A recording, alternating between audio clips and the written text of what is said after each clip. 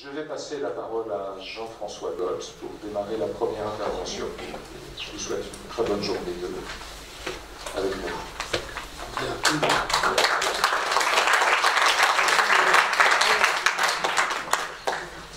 Bien, le micro marche bien. Oui, ça va. J'ajouterai dans la petite présentation qu'en tant que jeune médecin-chef, j'ai eu l'honneur, le plaisir et l'avantage d'avoir un interne de qualité en la personne de Pascal Crété. Voilà. Ce fut mon premier stage en psychiatrie. Je vais quand même préciser quelque chose pour le partager avec les gens. Je débarquais complètement, voilà, c'était le premier stage en psychiatrie à Picauville. Donc vous voyez, quand même, Picauville, c'est fin fond quand même de la campagne. Et c'est la première fois que j'entends parler des Croix-Marines. Et je ne sais pas ce que c'est que les Croix-Marines. Et je ne vais pas savoir ce que sont les Croix-Marines pendant les 6 mois du stage chez toi, mais j'en entends parler régulièrement. Et ça fait partie des choses, en effet, qui font rencontre, c'est-à-dire qu'en effet, quand quelques années plus tard, venant travailler au foyer Léon Richer, dans un champ vraiment de psychothérapie institutionnelle, où les Croix-Marines, bien sûr, ont leur place, je reconnecte, en effet, nos premiers échanges. Et ces choses autour des Croix-Marines qui restaient pour moi très mystérieuses pendant les premiers mois. Bon, en tout cas, la preuve est faite que ça n'a pas dégoûté de continuer en psychiatrie. Bien. Donc, je vais prendre quelques précautions oratoires parce que j'ai choisi de vous faire un exposé à la fois écrit et improvisé. Alors, on va un petit peu bricoler. Mes propos peuvent de temps en temps sembler caricaturaux, ça peut être excessif. Il faut se souvenir dans la caricature, ce qui est embêtant, c'est la ressemblance. Donc il y a toujours quelque chose, même si pour certains propos paraissent excessifs, quelque chose à en retirer. Donc de quoi parle-t-on? Pascal a bien fait un exposé, d'ailleurs, qui balaye tellement bien le sujet que ça résume la journée, grosso modo. On parle de la pandémie. Alors je voudrais vous parler un petit peu de vocabulaire d'abord. De quoi parle-t-on? S'agit-il lors de la Croix-Marine, bien entendu, une fédération, née en 47 à Clermont-Ferrand, en 52 ensuite. Croix-Marine, ça peut interroger dans le contexte politique actuel. Et ce qu'il faut savoir, c'est que c'était une organisation qui avait été fondée un peu sur le modèle de la Croix-Rouge, et comme il fallait choisir une couleur, c'était Croix Bleu Marine. Voilà l'explication. Bon, un petit mot sur l'ère du temps. Ça reviendra un petit peu dans l'exposé par moment, l'ère du temps. Ce qui est la culture d'une époque, en quelque sorte. Une force souterraine faite d'inexprimés, d'ineffables, d'inconscient en quelque sorte, à laquelle cette culture, chacun y participe, sans le savoir, et sans forcément le savoir, et à des degrés divers. Bon, la psychiatrie. Alors, sur le vocabulaire, là, en souffrance psychique, il fallait choisir un mot. Alors, la psychiatrie, c'était extrêmement réducteur. On avait toujours un problème de délimitation, où est-ce que commence la psychiatrie, où elle finit, mais ce problème de délimitation, on va le retrouver un petit peu partout. Le mot santé mentale peut être choisi. Alors le mot santé mentale, nombreuses définitions. J'en retiens deux. Il y a une définition ancienne, celle de l'OMS, qui disait état complet de bien-être physique, mental et social. Bon, c'est une définition idiote, hein. C'est absolument clair. Ça définit plutôt un état de bonheur qu'un état de santé. Heureusement, il y a une deuxième définition, état de bien-être, qui permet à chacun de réaliser son potentiel, de faire face aux difficultés normales de la vie, d'accomplir un travail productif et de contribuer à la vie de la communauté. C'est déjà beaucoup plus complet et ça définit la santé comme l'état dynamique de restauration de l'homéostasie, en quelque sorte, face aux aléas de la vie qui nous bousculent toujours plus ou moins. Souffrance psychique. Alors, pourquoi le mot souffrance psychique? On l'a choisi parce qu'il est dans l'air du temps, qu'il y a déjà l'air du temps qui arrive. Alors, la souffrance psychique, je dirais, remonte à la plus haute antiquité. On dirait le regretté Alexandre Pialat, je vous encourage à lire les chroniques, qui sont quand même des modèles de littérature. Néandertal avait déjà quelques inquiétudes, et je pense que ça a été confirmé de façon magistrale par Woody Allen, qui dit que tant que l'homme sera mortel, il ne sera jamais tout à fait tranquille. Donc, souffrance psychique, délimitation du concept, c'est difficile. On va revenir, on va faire un petit tour en arrière. Il y a 3 manières de voir, du plus étroit au plus large. Là, je suis parti du plus large, je repasse au plus étroit. La souffrance psychique pourrait être celle qui accompagne le trouble psychique. Bon, c'est extrêmement réducteur. J'ai trouvé d'autres définitions de la souffrance psychique. C'est une souffrance psychique, selon par exemple Didier Fassin, qui est la souffrance qui trouve son origine dans la société. Alors ça a déjà élargi considérablement le champ. Pour Didier Fassin, la souffrance psychique, c'est une manière particulière de souffrir, d'être affecté dans son être psychique par son être social. La formule est jolie et à tenir. Ça élargit déjà beaucoup. Et puis on se rend compte en lisant un petit peu le texte à gauche, à droite, qu'il y a aussi une espèce d'acception du terme où la souffrance psychique, c'est toutes les souffrances, comme on peut avoir une douleur musculaire, une courbature, la souffrance psychique, ce serait toute souffrance qui ne serait pas corporelle. Alors là, cette fois-ci, on arrive à 100% de la société. Ce qui pose un problème, c'est toujours la délimitation qu'on avait déjà, quel que soit le terme qu'on choisit, on a toujours un problème de délimitation. Je dirais que pour la souffrance psychique, le problème, c'est de délimiter une ligne de partage des pleurs. Vous connaissez la ligne de partage des eaux. Selon qu'une goutte d'eau tombe à droite ou à gauche d'une colline, elle peut aller soit à l'Atlantique, soit à la Méditerranée, soit à l'Atlantique, soit à la Manche, la ligne de partage des eaux. Il doit bien y avoir une ligne de partage des pleurs, mais elle reste floue et difficile à définir. Mais il y a quand même, on ne va pas dire que tous les pleurs sont pathologiques. Donc c'est un petit peu flou tout ça. Alors je sais bien qu'il faut faire des efforts de limitation des mots. Déjà Confucius et puis Camus avaient dit, était attaché à dire qu'il fallait que les mots soient précis pour ne pas contribuer à malheur du monde, etc. J'aime bien aussi la phrase de Yankelevitch qui explique qu'on ne peut bien s'entendre que grâce à un certain niveau de malentendu. Et je pense que c'est d'une grande sagesse. J'ai coutume de dire aussi qu'on y voit clair que grâce à un certain niveau d'obscurité. Je prends un exemple tout bête, si je vous mets 100 000 watts dans la pièce, vous êtes tous aveugles, vous ne voyez plus rien. Donc il faut réfléchir de cette façon-là. Donc, alors il y a des confusions dans les mots également, toujours dans le vocabulaire. Je prends un exemple tout bête, le communiqué de presse de l'Élysée-Matignon du 20 juin 21, qui annonce les assises. Alors, on reparlera les assises de la santé mentale et de la psychiatrie. Ça ronfle bien comme ça, mais ça vient dormir ensuite aussi. Ça emploie les deux termes comme synonymes dans le même communiqué. Il y a à la fois santé mentale et souffrance psychique. Bon, alors la pandémie. Donc Pascal expliquait un petit peu ce qui s'est passé, vous le savez tous, mais ça a créé une situation quasi expérimentale de privation, non pas sensorielle, mais relationnelle. Privation relationnelle, essentiellement dans le contact direct, parce qu'il y a beaucoup d'échanges de téléphone, il y a tous les outils modernes de communication, c'est très mal d'ailleurs, mais qui permettent quand même de rester en contact, mais il y avait une privation relationnelle, du contact, de la relation humaine, de la présence humaine en quelque sorte. Alors de nombreuses enquêtes, plus ou moins sérieuses, ont montré un accroissement de la fréquence de nombreux troubles. Alors les troubles anxieux, les troubles dépressifs, les violences conjugales, vous voyez, le champ est large, mais aussi une stabilité des troubles les plus sévères, du noyau dur de la psychiatrie, schizophrénie, bipolarité, on est à 1% à 2% pour la bipolarité, et il y a une stabilité de ces troubles. Mais j'avoue que j'ai un doute sur ces enquêtes et ces questionnaires. Je pense que vous êtes quelques-uns dans la salle à avoir rempli ou essayé de remplir, je dis essayer parce que moi je n'ai pas réussi, le questionnaire qui nous avait été adressé pour préparer les assises de la santé mentale et de la psychiatrie. Alors il y avait une question, est-ce que vous vous êtes senti moins bien pendant la pandémie? Est-ce que vous voulez dire à ça? Oui, je me suis senti moins bien, mais si je dis que je me sens moins bien, on va me donner les pourcentages des gens qui se sentent pas bien, enfin c'est quoi cette histoire? Moi j'ai refusé de remplir parce que je trouvais que ça devenait absolument à rien. C'est à peu près à ça qu'on est arrivé. Bon, alors là-dessus, je tombe sur un entrefilé du Monde. Alors je vais vous le dire, c'est court, l'avantage d'entrefilé c'est que c'est court. C'est le Monde du 13 octobre 2021, vous allez me dire c'est cool. C'est vrai qu'on préparait une journée plutôt pour février à cette époque-là. Mais bon, il y a des choses qui ne vieillissent pas. Je vous le lis, tel qu'il est.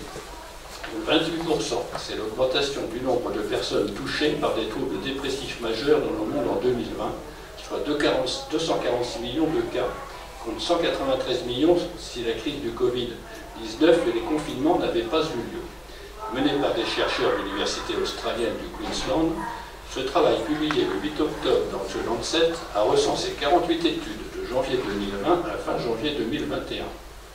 Les troubles anxieux sont en hausse de 26%, soit 374 millions de personnes touchées, contre 298 millions de cas hors épidémie. Les plus affectés sont les jeunes, atteints par les fermetures d'écoles, et les femmes confrontées à surcharge de tâches domestiques et un risque accru de violence conjugale. Selon les chercheurs, c'est là que ça devient admirable, ces résultats mettent en évidence un besoin urgent de renforcer les systèmes de santé mentale afin de faire face à la charge croissante de ces troubles dépressifs et anxieux. Bien, c'est une manière de voir les choses, mais on peut le voir d'une autre manière. Ce que ça révèle surtout, c'est que lorsque le lien social s'affaiblit, on a une apparition des troubles. Alors je ne dis pas qu'il ne faut pas s'occuper des gens qui vont vraiment pas bien, mais c'est aussi une occasion, je dirais, formidable de traiter de la question du lien social et de son rôle dans la préservation de la santé mentale, de la prévention de la souffrance psychique. On ne sait plus, parce que santé, c'est un terme positif, et souffrance, c'est un terme négatif d'une certaine façon. Alors on est en train de jongler entre les deux d'une façon, ils ne sont pas symétriques. Ça pose un problème. Bon, c'était l'occasion de s'interroger sur la nature du lien social. Où se voit-on? Comment se voit-on? Il y a le travail, par exemple, je vais y revenir, qui est un endroit formidable de lien social. Les associations, on ne dira jamais assez bien de l'associatif. Et je pense aussi, il y a des mondes ça, je pense aussi en particulier aux jeunes, mais l'associatif, on a beaucoup de ces dimensions. Les loisirs, c'est la question des objets sociaux. Et pour se rencontrer, il faut une raison pour se rencontrer. Ce qu'on appelle les objets sociaux. Les objets sociaux, c'est justement l'associatif qui trouve des objets sociaux. L'association Amarage, par exemple, a créé un objet social qui est la restauration des jeux de gréement, autour duquel se réunissent un certain nombre de personnes qui ont des troubles psychiques, qui n'en ont pas. Il y a un brassage aussi social extraordinaire dans le monde associatif, plus que dans le monde du travail. Alors les effets du lien social sur la santé mentale, c'est l'occasion aussi de creuser ça, de quelle manière ça agit, comment ça préserve, comment ça soutient, et surtout aussi de s'interroger sur les effets qui jouent le rôle dans l'affaiblissement du lien social, dans la souffrance psychique. Ce qui m'avait amené à réfléchir à la notion, c'est un mot qui m'est venu à l'esprit comme ça, de la portance sociale. P-O-R-T-A-N-C-E, c'est-à-dire de quelle manière et comment le social peut porter la personne. Si vous voulez une métaphore pour comprendre facilement ce que je veux dire, il faut penser tout simplement à l'avion. L'avion, il vole d'une façon claire, simple et nette en fonction de la densité de l'air. Donc la densité de l'air est constante, ça va bien. Et puis il y a une densité de l'air qui s'affaiblit, il y a ce qu'on appelle le trou d'air. Et là, l'avion, il tombe de 50 mètres, 100 mètres, 200 mètres, que sais-je. Par contre, s'il aura plus sol, il se crache. Donc la notion de portance sociale, c'est, à mon avis, c'est une notion vraiment à réfléchir et à approfondir. Le social protège.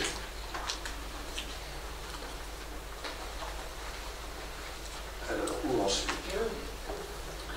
Donc, c'était l'occasion de s'interroger sur ce qui s'est passé pendant la pandémie, s'interroger sur ce qui a manqué, et s'interroger, mais Pascal a déjà eu, je vous dis qu'il a tout dit déjà, et de s'interroger aussi sur ce qui manquait déjà peut-être insidieusement dans les crises que nous vivons depuis, je ne sais pas combien de temps, 2 décennies, entre les crises de démocratie, les crises de représentation, etc., les crises sociales. Et quand la portance sociale, et j'observe que quand la portance sociale s'affaiblit, la demande de psy augmente. Alors, on observe une augmentation exponentielle du nombre de psychologues. 110 pour 100 000 habitants. C'est le rapport de juin 2021 de la Mutualité française. C'est tout à fait impressionnant. Jocelyne va y revenir, je pense, tout à l'heure. Selon ce même rapport, 64% des Français déclarent avoir déjà ressenti un trouble ou une souffrance psychique. C'est flou, encore un effort, on va arriver à 100%. En tout cas, l'augmentation du nombre des psychologues, l'augmentation des personnes qui déclarent avoir ressenti une souffrance psychique, ça fait symptôme. Les deux font symptôme. Il y a le symptôme d'une plainte qui augmente et il y a le symptôme d'un nombre de psychologues qui augmente. C'est aussi un symptôme. Cette maladie du lien social, elle me semble antérieure à la pandémie, mais aggravée par la pandémie. le lien social met en jeu des valeurs collectives qui prennent à contre-pied des valeurs individuelles dominantes actuellement. Il y a une sorte de revendication d'une liberté totale. Or, le lien social, comme son nom l'indique, c'est un lien. Et ça attache. La version péjorative du lien social, d'ailleurs, à une époque, était employée en psychiatrie, on était confrontés à cet achat qui s'appelait le contrôle social. Bon, le contrôle social, c'est peut-être que c'est du bien, et puis il y a aussi les absences de lien. Si vous voulez avoir un exemple de contrôle social, pas penser comme tel, il suffit de lire le livre de Pierre Jacques-Azélias, Le cheval d'orgueil, où il décrit un village breton, vraiment avec chaque personne à sa place, il y a énormément de choses, de marqueurs qui indiquent la place de chacun. On est sûr de sa place, on est sûr aussi qu'on n'en bougera pas, hein, avec ses avantages et ses inconvénients. Et si vous voulez avoir un exemple de l'effet de l'absence de lien social, vous pensez à ce petit épisode absolument tragique d'un brave homme qui est mort sur un trottoir de Paris il y a quelques semaines de ça, sans que personne ne s'occupe de lui. Donc voilà, entre l'excès du lien et l'absence de lien, je trouve qu'il faut réfléchir à ces questions. En fait, on est à la recherche, c'est la quadrature du cercle en fait. On voudrait un lien qui n'attache pas. C'est-à-dire, on cherche le lien social Stéphane, celui qui relie, mais qui n'attache pas. Difficile, à mon avis, on va voir. Cet individualisme, cet affaiblissement du collectif s'observe dans tout le champ social. Moindre recrutement, il y avait encore un article de la presse récemment sur la difficulté d'un certain nombre d'associations à recruter des bénévoles, les syndicats également sont en perte de vitesse. Et le phénomène est particulièrement intéressant à observer dans le monde de l'entreprise, au lieu du lien social, où ces valeurs individuelles sont parfois utilisées cyniquement par le néo-management. Un certain nouveau discours managérial met en effet l'accent, à grand cri, sur l'épanouissement personnel, l'engagement, la réalisation de soi, etc. Bon, dans la revue Études de septembre 2021, il y a un très bon article de Fanny Luderlin, Le travail en quête de sens, très inspiré des travaux du sociologue Daniel Gimena. On observe bien un succès. Alors, cette injonction à l'individu, c'est toujours au détriment du collectif, hein, toujours cette individualisation. Succès formidable de la notion individuelle par excellence du burn-out. On en parlera, M. Lévy nous en parlera de façon beaucoup plus savante, je ne vais pas trop insister sur le sujet, on va prendre ce risque. Notion du burn-out, mais qui couplée avec la notion de pervers narcissique. Alors c'est vrai que ce sont des notions, ça existe, c'est vrai, mais il y a une inflation de la notion qui permet d'individualiser le problème. C'est le problème d'une personne qui est perverse, c'est le problème de quelqu'un qui ne va pas bien et qui ne tient pas le coup dans des conditions qui pourraient sembler normales. Donc, ça a le gros inconvénient d'éviter de se poser des questions sur l'organisation du travail. On parle de pervers narcissique, mais il faut peut-être se poser la question de savoir si de temps à autre, ce n'est pas l'organisation du travail qui est perverse. Bon, je me suis dit qu'il est d'accord, on n'est pas à contresens mais contre-pied. La notion de psychologue en entreprise pose question aussi. Bon, je vais dire un peu de mal des psychologues, ce ne sont pas des psychologues d'ailleurs, parce qu'ils sont instrumentalisés, les psychologues. En 68, j'ai commencé mes études en 68, ça vous donne à peu près mon âge comme ça. Les gauchistes, j'ai mis des guillemets, alors je vous le dis, parce que sinon ça ne se voit pas, si je dis gauchistes sans mettre des guillemets, voilà. Faisaient parfois irruption dans les amphis pour nous faire un petit discours. J'ai retenu deux choses de ce discours. La dénonciation des dangers de l'amiante, pourquoi ils disaient parfois des choses fort justes. Et la formule suivante, la médecine ne soigne pas, elle répare les travailleurs. Et bien, en fin de carrière, j'ai fini par me demander si on ne demandait pas aux psychologues et psychiatres de tout quoi de consoler les travailleurs. Alors, on trouve de multiples références à ce propos. Anne Flotte, par exemple, qui a écrit « Travailler, quel boulot, les conflits du travail, enjeux politiques du quotidien », c'est un journal politique qui émerge d'un coup, et qui dit « La souffrance ne pousse plus à l'action, elle est vécue de façon individuelle et désespérante ». C'est aussi le psychologue Yves Clos qui parle d'une approche hygiéniste des risques psychosociaux. Il transforme, la formule est jolie, la fragilité des situations en fragilité des personnes. Anne Flotte et Alain Thierry parlent aussi, qui est directeur de recherche au SNRS, lors d'un entretien mettant en cause les nouvelles organisations du travail, la virtualisation du travail et l'hypertrophie de la dimension gestionnaire. Lise Guédiard, qui est psychologue du travail, qui nous dit aussi, pendant qu'on consulte sur les risques psychosociaux, on ne s'interroge pas sur les modalités de production et de critiquer la dépolitisation de la souffrance au travail. Et voilà le mot politique qui revient encore, deux reprises. Souffrance psychique, on est parti de là, puis maintenant le lien social, et puis maintenant le mot politique. Qui dit politique dit citoyenneté aussi. J'y reviendrai. Encore quelques mots sur le travail. Je voudrais attirer votre attention sur deux phénomènes, à mon sens, qui appauvrissent l'acte de travail. Le développement tous azimuts des protocoles. Alors, je peux que vous encourager à lire ce livre qui est une petite merveille, le livre de Mathieu Crawford, Éloge du carburateur, vraie psychologie. Mais c'est un penseur, un philosophe de haut volée, qui est parti à think tank en Amérique et qui en a eu assez de travailler dans le virtuel et qui a voulu travailler dans le réel. Et donc il a travaillé dans sa passion qui est la réparation des jeux. Et il a une analyse très intéressante de ce qu'est le travail quand il est contraint par le réel. Il ne peut pas s'évaporer comme ça sans cesse dans des constructions de plus en plus sophistiquées et qui tiennent de moins en moins solidement au sol. Donc il explique que le protocole enlève du cognitif aux tâches et transforme l'employé en simple exécutant. Et Crawford a la formule suivante: on peut estimer que le XXe siècle, ça a été écrit vers 2008, donc le début du XXIe, c'est caractérisé par des efforts délibérés pour séparer le faire du penser.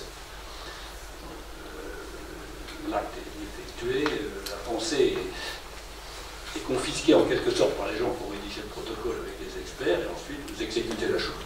Il faut bien d'ailleurs reconnaître, c'est Diderot qui était quelqu'un qui a besoin de protocole, n'ira jamais bien. Moi, je ne suis pas totalement sûr que je sois dans le même sens du mot protocole, mais ça m'arrange bien, je m'organise comme ça.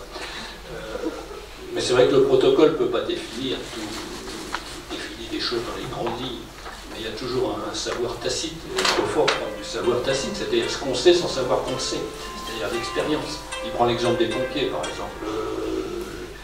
Quand une maison flambe, ils vont à l'intérieur, ils interviennent et ils sentent quand ça va s'écrouler qu'il faut sortir. Et ils sont incapables de définir des critères qui ont permis d'utiliser. On en sait plus qu'on croit. Voilà. Et ça procède de l'expérience. Et l'expérience, c'est ce qui donne du sens au travail. Le sens ne peut pas être injecté par le management qui dit il faut qu'il y ait du sens à votre travail. Le sens procède de l'intérieur de l'expérience concrète du travail. Donc, deux phénomènes qui appauvrissent le travail, les protocoles qui séparent le penser du faire. Et moi, j'ai remarqué aussi, je dirais de la façon suivante, le souci constant d'évacuer des actes professionnels de leur dimension psychologique. Il y a un clivage qui s'opère entre l'acte pur, si tant est que ce soit possible à penser, moi je ne crois pas, entre l'acte et l'aspect psychologique, humain, relationnel que comporte tout acte vis-à-vis d'un autre. Alors il y a de multiples exemples. Alors, on peut prendre un exemple extrêmement simple. Le facteur. Quand il passait dans une ferme isolée et qu'il prenait le temps de regarder 2 minutes, c'est un acte social, il y avait un acte de distribuer de courrier, il y avait un acte relationnel. Les enseignants, il y a tout un travail relationnel. Il n'y a pas d'acte enseignant qui ne soit pas un acte engagé dans l'affectif, dans la relation. Et d'ailleurs, je trouve qu'on devrait s'en soucier un petit peu plus, et réfléchir un petit peu plus, parce qu'on a tous l'expérience qu'on apprend beaucoup mieux avec un professeur qu'on aime bien. Et que si un professeur sent qu'il n'aime pas un élève, c'est pas dramatique. Il faut qu'il en parle aussi avec ses collègues, trouver des points d'appui et s'interroger. Enfin, il y a des tas de choses à faire. Il y a la question de la psychologie médicale, par exemple. Je discutais l'autre jour avec un cardiologue et il me disait ah, vous êtes psychiatre, bah, c'est bien, on aurait bien besoin de psychiatres, de psychologues dans nos services parce qu'on ne sait pas faire. Ben, oui, mais enfin, dans l'acte médical, il y a un acte psychologique qui est fondamental. On ne va pas prendre une mauvaise comparaison, je vais comparer avec le garagiste. Non, pas du tout. Le garagisme, je l'aime, mon garagiste, quand il me dépanne. Il se passe passe quelque chose. J'aime autant qu'il me parle, qu'il m'explique, qu'il y ait une bonne relation, et je me sens mieux avec ma voiture. Après.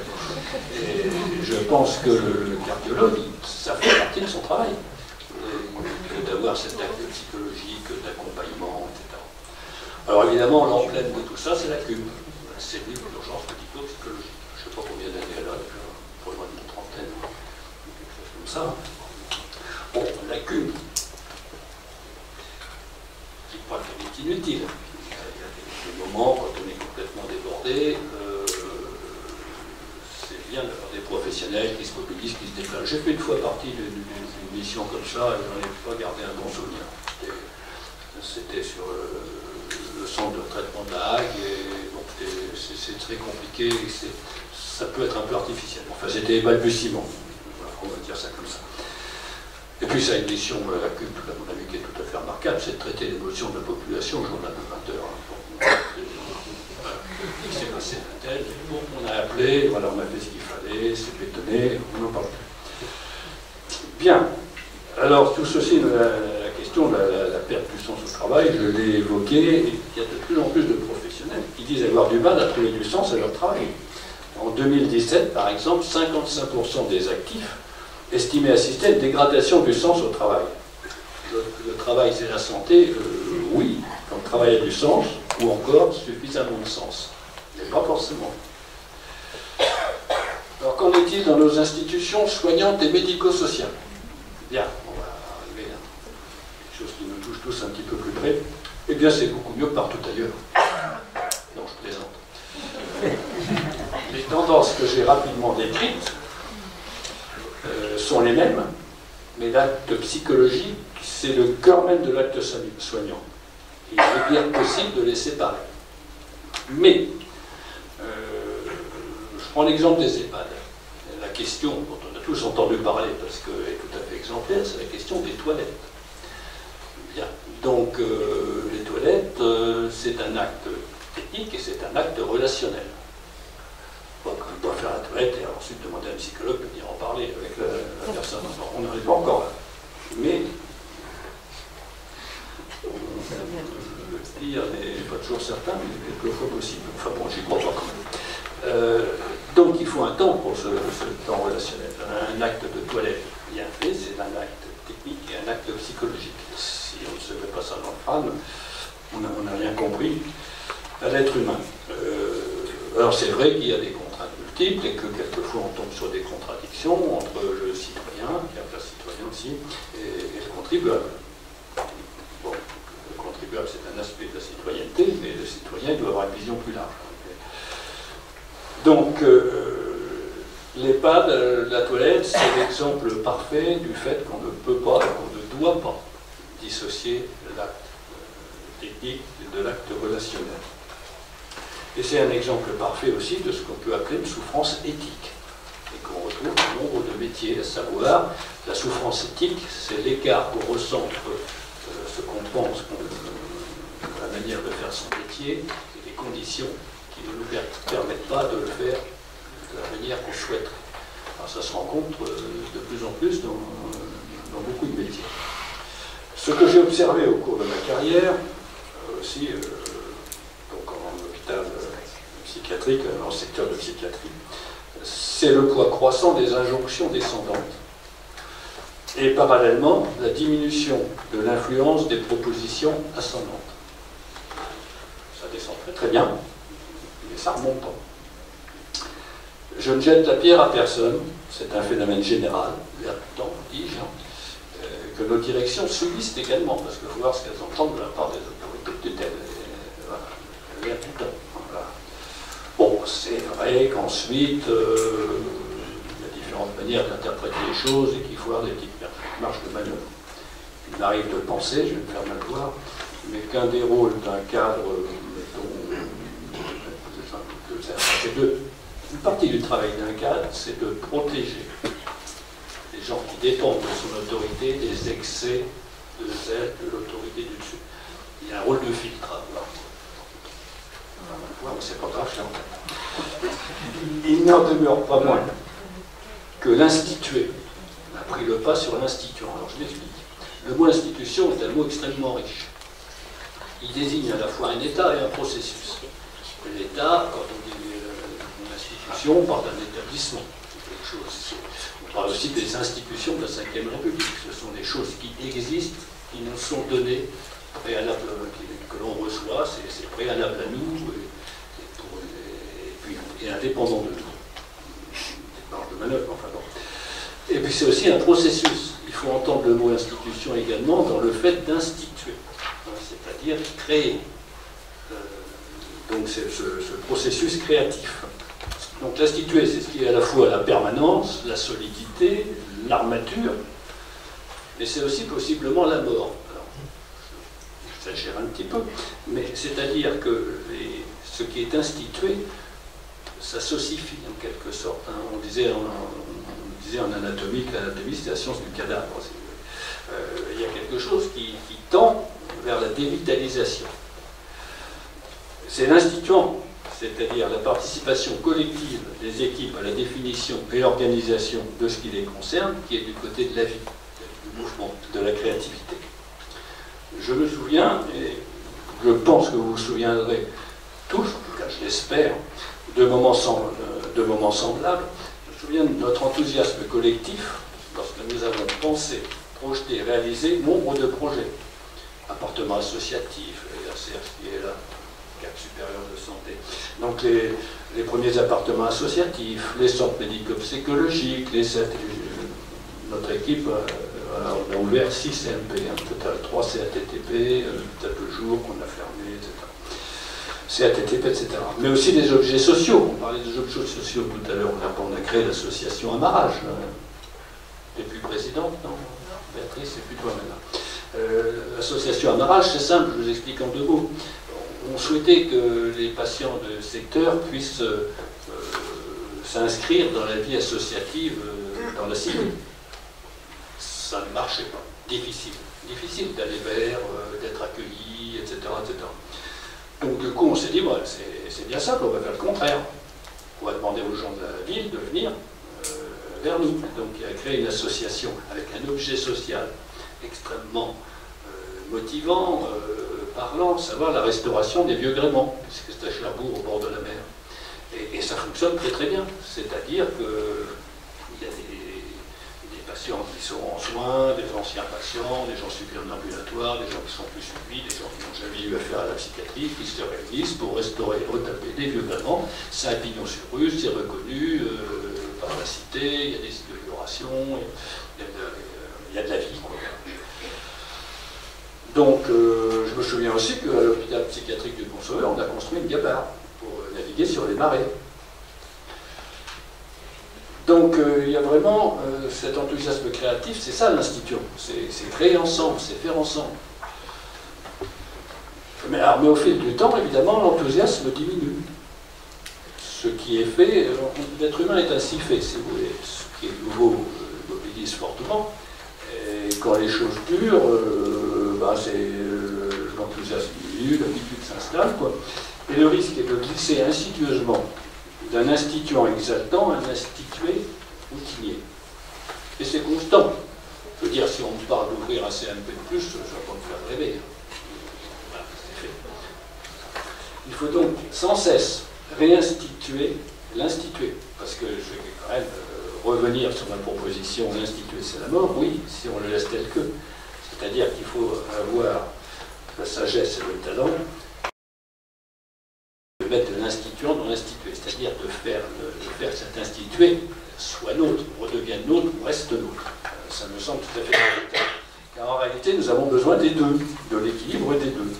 Mais se souvenir que c'est l'instituant qui donne du sens au travail, qui protège de la souffrance psychique et se trouve du côté de la santé mentale. Là, j'ai mis les 2 mots comme ça. Santé mentale et souffrance psychique, dans la même phrase. Bon, et la Croix-Marine dans tout ça.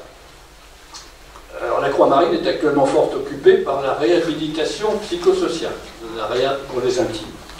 C'est bien et même très bien. Mais c'est un peu court. Cela ne concerne que le noyau dur des troubles psychiques les plus sévères, donc un petit pourcentage de la population. Elle est occupée aussi par le PPSM, non, le PSSM, toujours, c'est un acte manqué. Premier secours en santé mentale. Bon, peux dire de ça, ça me semble un très bon ouvre-boîte pour parler de psychiatrie, de maladie mentale, de troubles psychiques, de souffrance psychique, là j'ai tout mis dans notre panier, à des gens qui n'y connaissent rien. Voilà. Mais j'aimerais que la Croix-Marine retrouve quelque chose du souffle de ses débuts. Je crois ici, il y a un livre qui a été écrit pour le cinquantenaire de la Fédération Croix-Marine, donc c'était en 2002 avec de multiples témoignages. Voilà. Tout à fait remarquable avec toute l'histoire de la Croix-Marine, la psychothérapie institutionnelle, toute cette espèce d'enthousiasme créatif qui a profondément changé le paysage.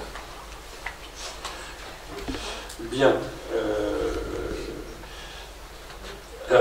J'aimerais que la Croix-Marine retrouve donc quelque chose du souffle de ses débuts.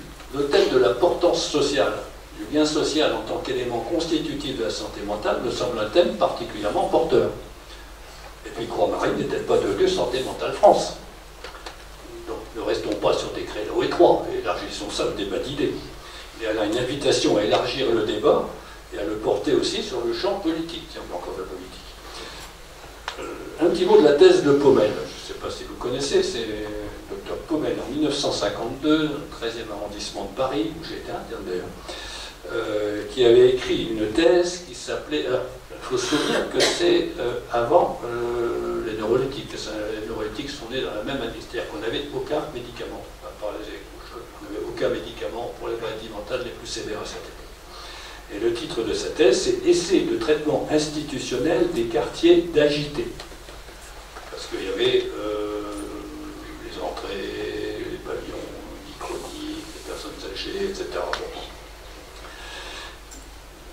Alors, vous pouvez vous amuser au titre suivant, vous enlevez le D', et ça vous donne tout de suite essai de traitement institutionnel des quartiers agités. Ces fameux quartiers dont on parle beaucoup, les quartiers agités.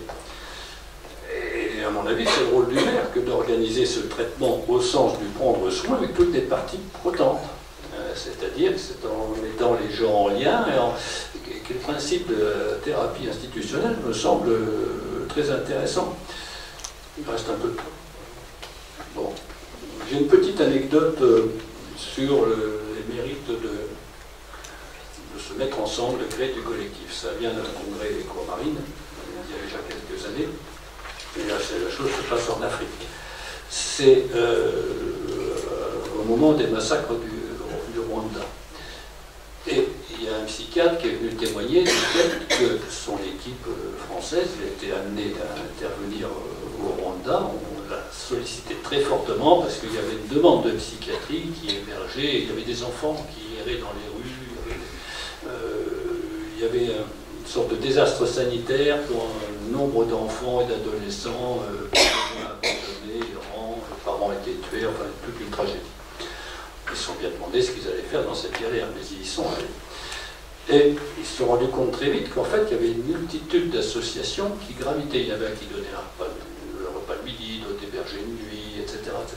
Donc ils ont tout simplement eu l'idée de réunir tout le monde autour d'une table, tous ceux qui intervenaient des titres divers auprès de cette population.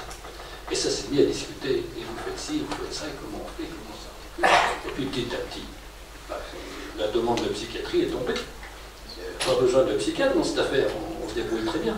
Alors, en fait, le psychiatre a joué le rôle du catalyseur, c'est-à-dire qu'il a favorisé une réaction chimique, mais sans y participer, en se retirant. Ce que je veux dire tout simplement, à partir de Paumelle, à partir de tout ça, c'est que les principes du traitement institutionnel, psychothérapie institutionnelle, j'aime mieux le mot traitement parce qu'il est moins désignant, en quelque sorte, renvoi au care, etc. Ces principes sont souvent très pertinents pour traiter des questions politiques qui sont somme toute des questions bien sociales, si on y réfléchit bien en dernière haleine. Et la question politique, c'est la question de la citoyenneté. Je vous interroge tous sur notre citoyenneté. Mais nous y revenons. Je m'approche de la fin, t'inquiète pas. Pour conclure, le lien social, la vie collective étant constitutif de la santé mentale, il peut être logique et en tirer les conclusions qui s'imposent. Moi, j'en vois deux pour ma part. Nous avons tous, en tant que travailleurs dans le secteur médico-social, cette double responsabilité. Celle, dans le cadre de nos métiers, de faire vivre l'instituant, même si l'institué, je le sais bien, peut être parfois particulièrement lourd. Il y a toujours un petit peu de marge de manœuvre. L'instituant, c'est tout simplement retrouver du sens et remettre de l'enthousiasme dans des choses extrêmement simples aussi. Hein. C'est pas uniquement construire un bâtiment, avoir un grand projet de rénovation. Ça, c'est la première responsabilité dans nos métiers. Et deuxième responsabilité, en dehors de nos métiers, d'être des citoyens à part entière et donc de s'engager, que ce soit dans le champ politique, dans le champ syndical, mais aussi, et surtout peut-être, dans le champ associatif. Et là, on a le GEM, on a toutes les associations dont je parlais tout à l'heure. Il y avait aussi des associations article 93 défendues par Aquamarine, mais qui n'ont plus le vent en poupe parce que les directions reprennent la main. Et Dieu sait pourtant si c'est important. Le gros problème, la psychothérapie institutionnelle a du mal maintenant dans les institutions psychiatriques, dans les hôpitaux, mais ça vient aussi de la durée moyenne de séjour. Par contre, elle garde tout son sens. Quand on a une durée moyenne de séjour de 8, 10 jours, 15 jours, on n'a pas le temps de mettre en place, enfin, c'est beaucoup plus compliqué. Par contre, dans les soins au long cours, ça me semble capital. Or, j'avais toujours la formule suivante, c'est quand même pas facile de vivre dans un lieu de soins. Et j'avais toujours défendu moi, le médico-social, parce que je dis que c'est quand même plus facile de soigner dans un lieu de vie que de vivre dans un lieu de soins. L'avantage d'avoir un nouveau public, c'est qu'on peut se répéter sans lasser la partielle. Et donc, ça me semble important. Il y avait des clubs thérapeutiques, les associations, cette idée que le patient, appelons-le par son nom, quand il est hospitalisé, c'est un patient, malade, patient, bon, patient est plus euphémise un peu la chose, hein. Mais c'est vrai que c'est quand même pas facile de l'être à temps complet, et que la notion de club thérapeutique et d'association faisait qu'il y avait des moments où la personne était sujet et non pas objet. On passe de l'objet de soin au sujet, de la réflexion, et justement donner une occasion, une chance d'être instituant soi-même en tant que patient. Un mot pour la terminologie patient, etc. Il y a eu tout un débat à un moment, c'est de savoir si on devait parler de l'usager, malade, de patient, etc. etc. Moi j'ai résolu la façon la plus simple, il suffit de sortir de Descartes. Hein. Moi je prétends que mon mécanique quantique, d'ailleurs, qu'une porte peut être ouverte et fermée. Et qu'on peut avoir plusieurs casquettes. Alors si j'ai quelqu'un dans mon bureau, c'est un patient. S'il vient me voir en tant que représentant d'une association, c'est un usager, et si je le croise dans la rue, c'est un concitoyen. Comme ça, à chaque situation, le mot dépend du statut, de la situation. Hein. Il n'y a pas des mots en soi, ce n'est pas des absolus, les mots. Donc, c'est à l'auteur de notre métier d'être des citoyens à part entière et de nous engager dans tous ces champs, associations, sportives, culturelles, autres, et possibilités sont innombrables. Vous vous en porterez mieux, vous et les autres. Et je dis à la Croix-Marine et à la Santé Mentale France, ressourcez-vous, élargissez le débat, faites vivre des idées, et puis vieillissent si on les oublie. Voilà.